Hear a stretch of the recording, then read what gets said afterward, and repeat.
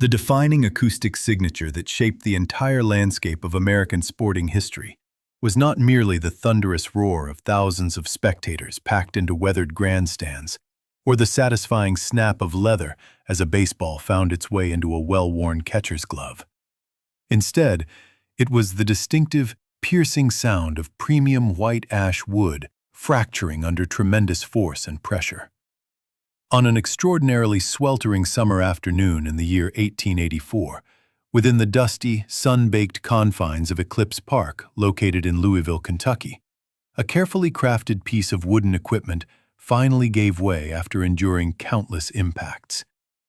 The individual gripping the handle of this particular implement was none other than Pete Browning, a tremendously talented athlete who had earned considerable fame and recognition in the local community under the moniker of the Louisville Eclipse.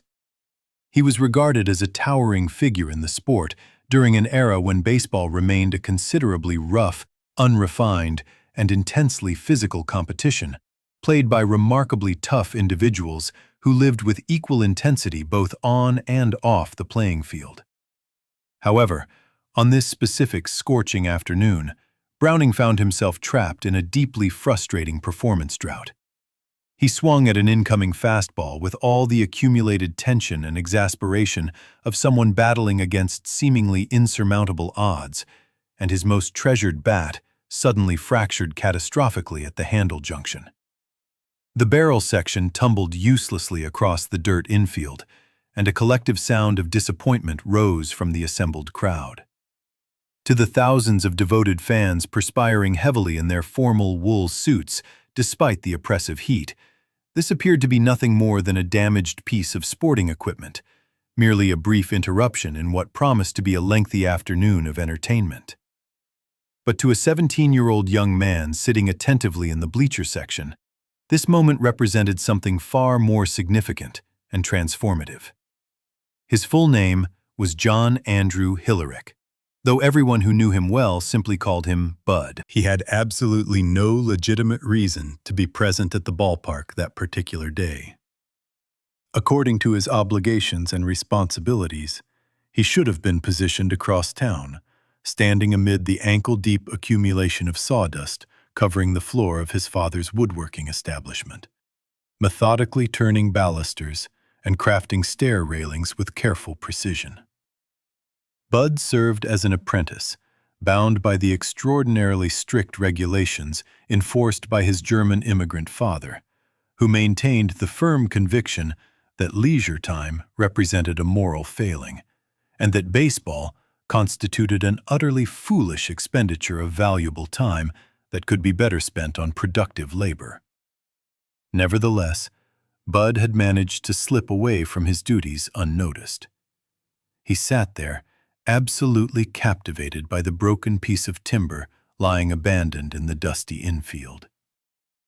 While every other person in attendance interpreted what they witnessed as simple equipment failure, he perceived an engineering challenge that demanded an innovative solution. The origin story of what would eventually become the Louisville Slugger does not commence in a corporate boardroom or within a sophisticated design studio environment. Rather, it begins with a teenage act of calculated defiance against parental authority. After the baseball game concluded and the spectators began dispersing, Bud Hillerich made a decision that would have terrified most young men of similar age and circumstance. He descended from his seat in the stands and deliberately approached Pete Browning. The professional player was notably rough in his manner of speaking, visibly frustrated by his recent performance struggles, and quite probably carried the distinct aroma of stale beer mixed with perspiration. He sat there, brooding over his shattered bat, the essential tool of his profession that had failed him at a critical moment.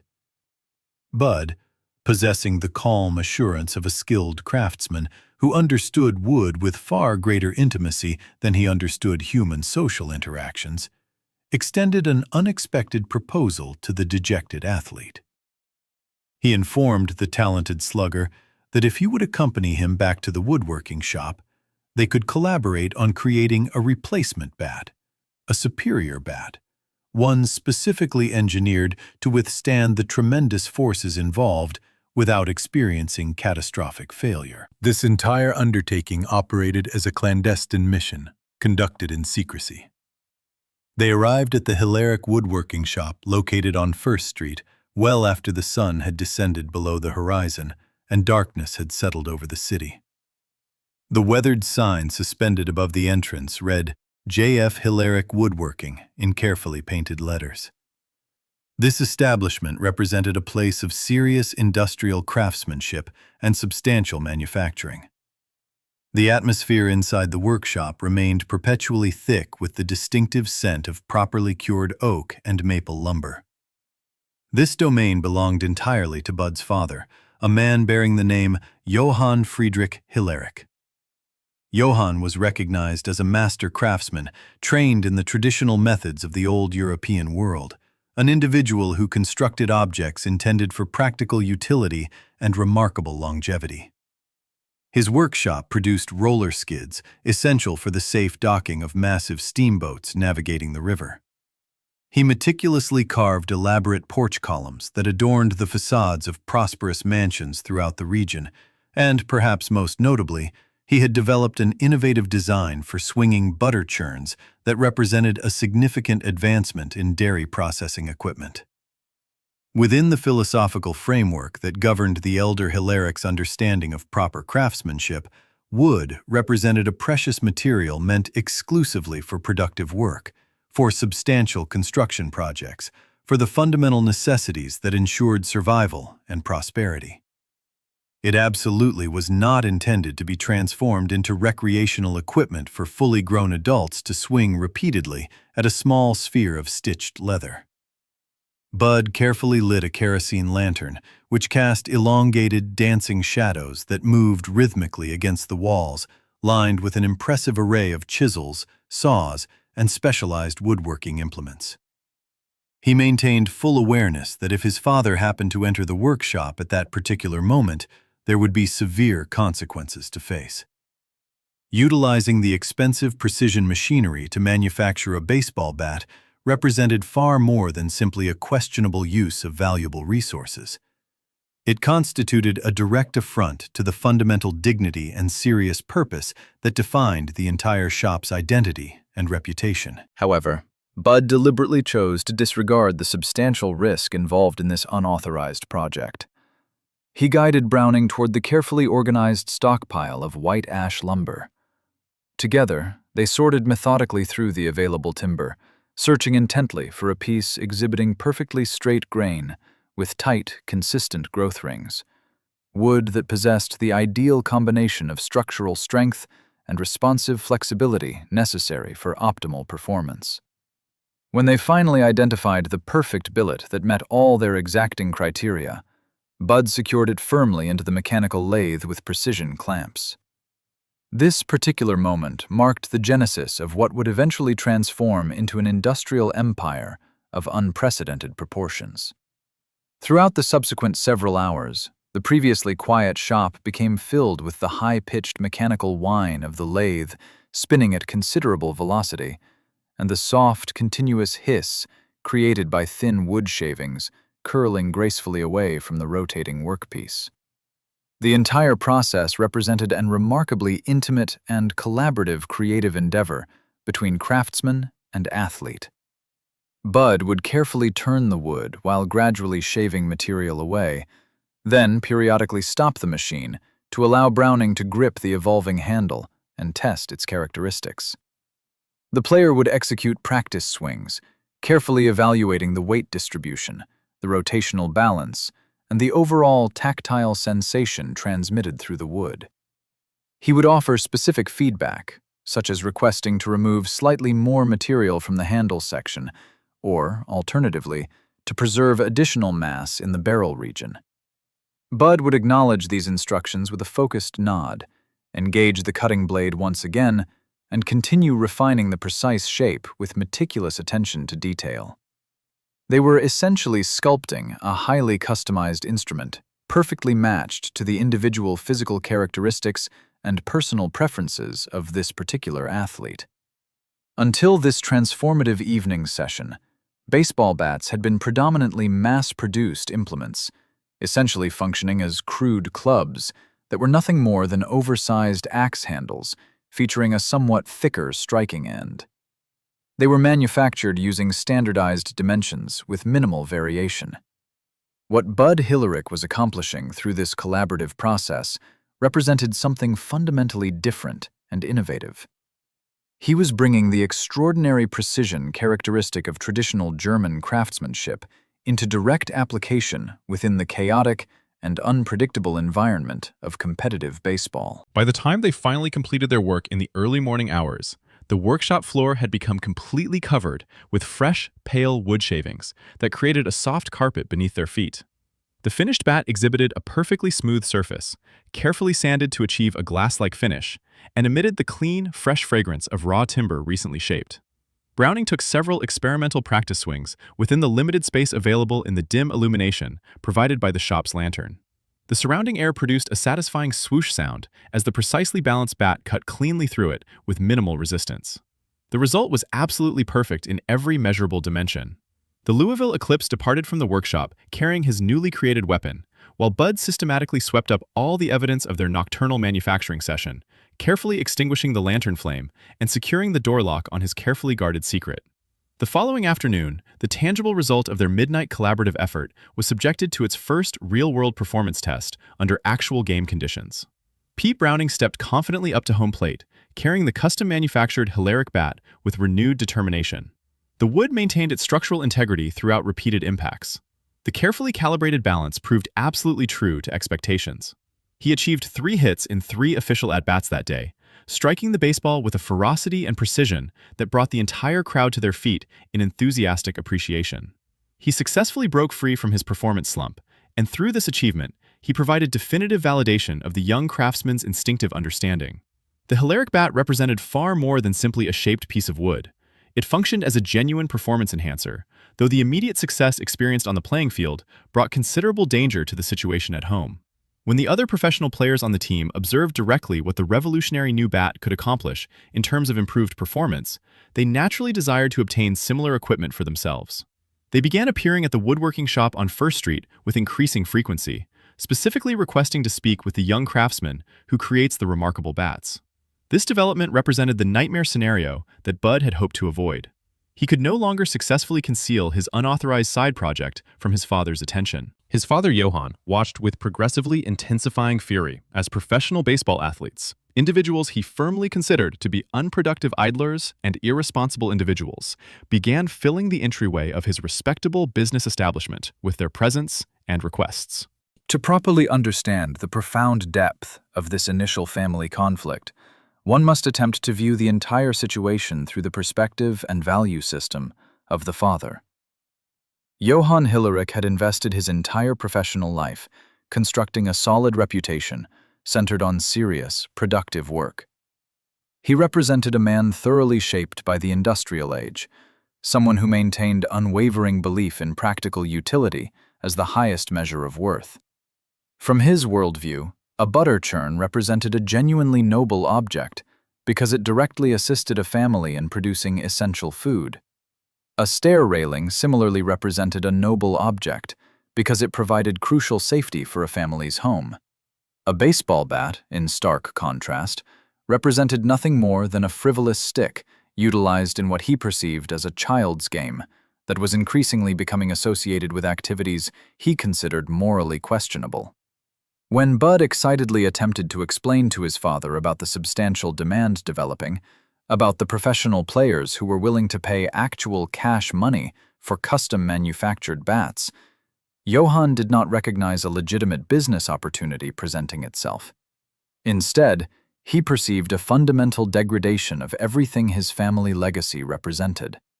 According to accounts from this period, he looked directly at the accumulating pile of white ash billets and informed his son with absolute clarity that he would never permit the family name to be stamped onto a piece of sporting equipment under any circumstances.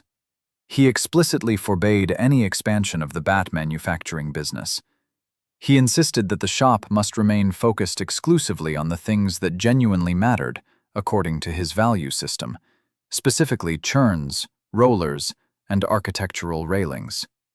The tension that permeated the atmosphere within the shop during these early developmental years was almost palpable to anyone who entered.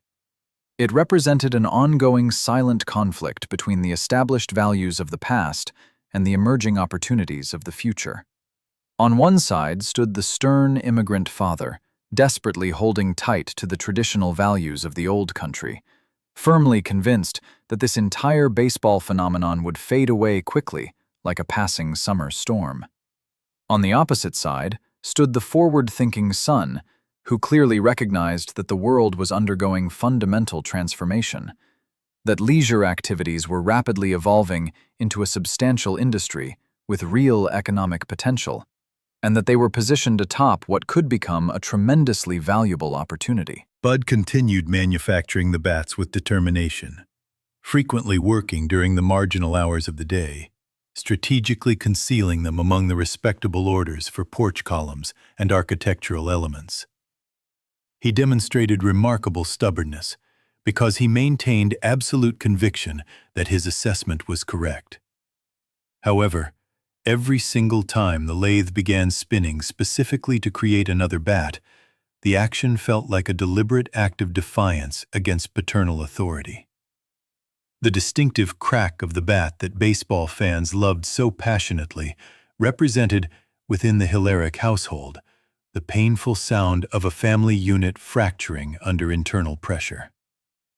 The butter churns sat neglected in the corner of the workshop, remaining silent and generating no sales, while the carefully selected pile of white ash lumber slowly began to diminish in volume, methodically transformed by the skilled hands of a son who was carving out a professional destiny that his father desperately wanted to prevent from materializing. The transformation had already occurred and could not be reversed. The metaphorical shadow had fallen permanently over the shop, and the simple, uncomplicated life of the traditional village woodworker had vanished forever, never to return. The empire that would eventually become known worldwide as the Louisville Slugger had truly begun its existence, not with a formal handshake or signed business agreement, but rather with a hidden act of creative production conducted in darkness and secrecy. The ongoing struggle for control over the fundamental soul and direction of the Hillerich family business was conducted not through legal battles or formal confrontations, but rather through prolonged silence, the constant presence of sawdust covering every surface, and the repeated slamming of heavy wooden doors expressing frustration and disagreement. To fully comprehend the genuine magnitude of the profound conflict between Johann Friedrich Hillerich and his son Bud, we must make a sincere attempt to step inside the mindset of the father and understand his perspective. Johann was far more than simply an obstinate elderly man resisting change. He represented a craftsman thoroughly trained in the traditional methods of the old European world, a German immigrant who had brought with him across the Atlantic Ocean a rigid, almost sacred definition of what properly constituted honest and honorable work. Within his carefully constructed worldview, a man's fundamental worth and value to society was measured directly by the practical utility of whatever he created with his hands and skills. He constructed roller skids that enabled massive steamboats to dock safely along the riverfront, preventing accidents and facilitating commerce. He carved intricate balusters with extraordinary attention to detail that provided structural support for the staircases of the city's most important banks and churches, institutions that represented stability and respectability. However, his greatest pride and deepest satisfaction, the invention that he sincerely believed would secure his legacy for future generations, was the Hillerich swinging butter churn, an innovative design that represented genuine progress. The butter churn was truly a marvel of practical engineering thinking, applied to solve a real problem. It was specifically designed to eliminate the back-breaking physical labor traditionally required in the process of making butter, ingeniously using the principles of gravity and momentum to accomplish the work that previously required exhausting manual effort. To Johann's way of thinking, this represented genuinely noble machinery that deserved respect. It provided nourishment for families throughout the region. It measurably improved the quality of daily lives. It was serious in purpose, respectable in function, and aligned with proper moral values. Therefore, when he looked across his workshop and observed his son methodically turning valuable white ash into clubs designed for fully grown adult men to swing repeatedly while playing what he considered a child's game, he did not simply perceive a questionable use of time and resources. He perceived what he considered a fundamental moral failing and a betrayal of family values. During the late 1880s, baseball had not yet evolved into the carefully sanitized, family-friendly pastime that we recognize and celebrate today. It remained a rough, gritty, and frequently violent spectacle that attracted questionable elements. The professional players were frequently recovering from excessive drinking, constantly spitting streams of tobacco juice, and engaging in physical brawls directly on the playing field. The ballparks were regularly filled with individuals engaged in gambling activities and consuming alcohol. To a devout, serious-minded German craftsman like Johann, the entire sport represented what he perceived as an environment that encouraged poor behavior. He famously and repeatedly referred to baseball players using terms that reflected his perception of them as individuals who deliberately refused to obtain legitimate employment and instead spent their days engaged in activities he considered unproductive. The concept that his workshop, a place he had established as a center of genuine industry and professional dignity, would potentially become a primary supplier to what he viewed as a carnival atmosphere, populated by individuals he did not respect, was genuinely physically painful for him to contemplate. However, the metaphorical floodgates had been opened wide by Pete Browning's success, and Bud Hillerich could not close them even if he had wanted to reverse the situation. The remarkable success of Pete Browning's custom-manufactured bat had spread rapidly through the American Association League, with the speed and intensity of wildfire consuming dry prairie grass. The professional players were notably superstitious individuals by nature and inclination. When they witnessed the Louisville Eclipse dramatically ending his performance slump while using a Hillerich bat, they did not concern themselves whatsoever with the woodworking philosophy or personal values of the man who had manufactured it. They simply wanted access to what they perceived as magical equipment that could enhance their performance. They began descending upon the shop, located on First Street, with increasing frequency and determination. One must attempt to imagine the scene that repeatedly unfolded during this period. The workshop typically remained quiet and orderly, filled with the rhythmic sounds of careful sanding, and permeated with the pleasant smell of curing oak lumber. Suddenly, and without warning, the front door would burst open dramatically, and a group of professional baseball players would enter the space. They were characteristically loud in their speech, bold in their manner, and occupied considerable physical space with their presence.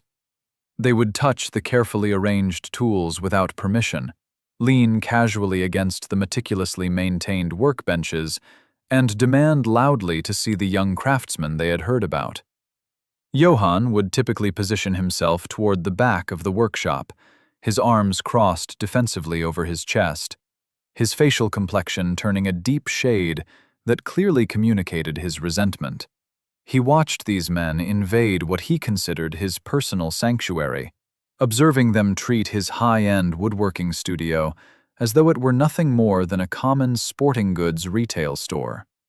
According to accounts from this era, he would frequently shout at Bud in his native German language, demanding with considerable anger that he immediately remove these unwelcome individuals from the building. The conflict between father and son reached a critical boiling point when the professional players began specifically requesting that the Hillerich family name be permanently stamped onto the bats they were purchasing. Within the traditional manufacturing world, the maker's mark represents absolutely everything in terms of reputation and accountability. It functions as a personal guarantee of quality and craftsmanship. However, Johann Friedrich Hillerich drew an absolute line that he refused to cross under any circumstances. He flatly and completely refused this request. He informed Bud with unmistakable clarity that he would never permit the family name to become associated with what he persistently viewed as nothing more than a toy. He maintained the firm belief that if the respectable citizens of Louisville, including the established bankers, the professional architects, and the successful steamboat captains, were to see the name Hillerich stamped on a baseball bat, they would immediately conclude that the family had completely lost their collective minds and abandoned their principles. He feared they would immediately stop purchasing the butter churns that represented his life's work. They would cease ordering the porch columns that demonstrated his true skill. The carefully built brand reputation would be permanently ruined beyond any possibility of recovery. Various legends and stories from this tumultuous period speak directly to the intensity of the father's fury and his desperate attempts to maintain control. Some accounts suggest that he would occasionally discover the hidden stash of bats that Bud was working on during unofficial hours, and would deliberately throw them directly into the wood-burning stove, literally burning the potential profits simply to heat the workshop space as an expression of his disapproval. He would aggressively steer visiting customers toward the stair railings and architectural elements, making determined efforts to ignore completely the growing pile of white ash billets accumulating in the corner. For several years during this period, the bats that managed to leave the shop were either completely unmarked or stamped with generic names that carried no family identification, essentially ghost products that officially did not exist according to the records of the business owner. However, the Hillerich workshop was not operating in isolation from the economic realities of the late 19th century. The Industrial Revolution was fundamentally changing everything about manufacturing and commerce. The demand for hand-carved stair railings remained reasonably steady and provided reliable income, but it was certainly not experiencing explosive growth that would secure the future. The butter churn, despite all its genuine engineering genius and practical utility, remained a niche product with limited market appeal. However, baseball was rapidly and undeniably becoming the national obsession that captured the imagination of millions. The orders for custom bats were no longer arriving in modest numbers of 1 or 2 at a time. They were now coming in by the dozens on a regular basis. Bud, demonstrating the patience that characterized his approach, would quietly and persistently show his father the detailed ledger books that recorded all business transactions. He would point specifically to the column of numbers generated exclusively by what his father dismissively called toys.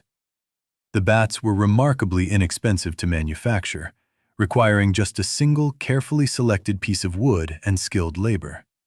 Yet the profit margin on each unit was absolutely massive compared to other products. Johann was undeniably a stubborn man who held firmly to his principles. But he was also fundamentally a practical businessman who understood basic mathematics. He found himself unable to argue effectively against the clear numerical evidence presented in the account books. The revenue generated from the baseball bat manufacturing operation was directly keeping the lights illuminated and the equipment operating. It was providing the necessary cash flow to purchase the high-quality lumber needed for producing the butter churns and other traditional products. A bitter and profoundly uncomfortable compromise began to take shape gradually within the walls of the factory over an extended period. Johann reluctantly relented to the pressure of economic reality, though he absolutely did not forgive his son for what he perceived as a betrayal of family values. He permitted Bud to expand the bat production operation to meet the growing demand, but he treated the entire enterprise like a shameful secret, a regrettable necessity that was unfortunately subsidizing what he still considered his true artistic work and legitimate craftsmanship. The atmosphere prevailing within the shop during these years resembled that of a house deeply divided against itself by irreconcilable differences. The workshop floor was practically split down the middle into two distinct operational zones. On one side of the space, operating under the watchful supervision of the father, the apprentices diligently worked on what he considered the noble projects, the intricate architectural elements that required many hours of delicate chiseling and detailed finishing work. On the opposite side of the workspace, operating under the command and direction of the son, the mechanical lathe spun furiously and continuously, efficiently producing bat after bat to satisfy the hungry demand from the expanding professional leagues. The air throughout the entire space remained thick with unspoken tension that anyone could sense immediately upon entering. The father would rarely, if ever, speak directly to the professional players when they came into the establishment seeking equipment. He would deliberately retreat to his private office or to the furthest back section of the shop, literally turning his back on the very product line that was generating the majority of the business revenue and making him financially prosperous. This situation represented far more than simply a disagreement about product lines and business strategy. It fundamentally represented a profound clash between different generations holding incompatible worldviews. Johann represented the values of the past, a historical period when craftsmanship was primarily concerned with permanence and long-term utility. A properly constructed stair railing was specifically built to last for 100 years or more, serving multiple generations. A baseball bat, in stark contrast, was built with the expectation that it would be broken within a single playing season and require replacement. Bud represented the emerging values of the future, an era increasingly characterized by mass entertainment, planned obsolescence, and the growing importance of branding and marketing. He understood with clarity that the American public was increasingly willing and eager to pay substantial money for distraction and entertainment. He understood that a celebrated hero like Pete Browning could potentially sell more processed wood products than 100 carefully engineered butter churns ever would. The genuine tragedy inherent in this entire period of development is that Bud Hillerich was forced to build his emerging empire while facing the constant disappointment of his father, rather than enjoying paternal pride and support. Every success he achieved, every new professional team that signed supply agreements, every performance record broken by an athlete using a Hillerich bat, was met not with expressions of pride or celebration, but rather with merely a grunt of resigned acceptance from the family patriarch. Bud was actively saving the family business from potential obsolescence and ensuring its financial future, but he was accomplishing this goal by fundamentally destroying his father's cherished vision of what that business should represent and what values it should embody. As the 1890s progressed steadily forward, the metaphorical butter churn conflict slowly but inexorably tipped in Bud's favor, as economic reality became impossible to deny. The sheer volume of bat sales eventually became absolutely undeniable, even to the most stubborn observer.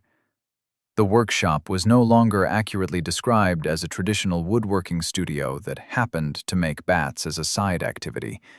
It had fundamentally transformed into a bat manufacturing factory that continued to produce butter churns as a side operation, primarily to satisfy the father's emotional needs. Even the characteristic smell of the place underwent noticeable transformation. The sweet, creamy scent traditionally associated with the dairy churns was gradually overpowered and replaced by the sharp, dry dust generated by processing white ash in large quantities. The inventory piles of stair railings steadily shrank in size, progressively replaced by growing stacks of rough billets slowly drying in the ambient heat of the workspace. Eventually, as the decade drew toward its close, the overwhelming demand became so massive and persistent that even Johann's iron will began to show cracks and signs of weakening. He stopped the practice of burning the bats as an expression of protest, He stopped actively chasing the professional players away from the premises. He accepted his fate with resignation.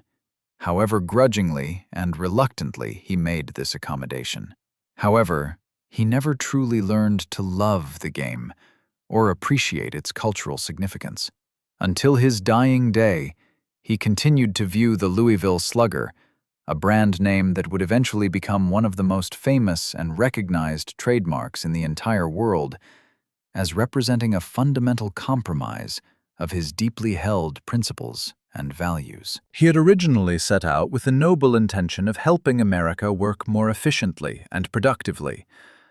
However, his son had made the deliberate decision to help America play and find entertainment. Within the dusty, noisy, and deeply divided shop located on First Street, the elderly man watched with mixed emotions as his carefully cultivated legacy of practical craftsmanship was slowly buried under an ever-growing mountain of sporting equipment and recreational products.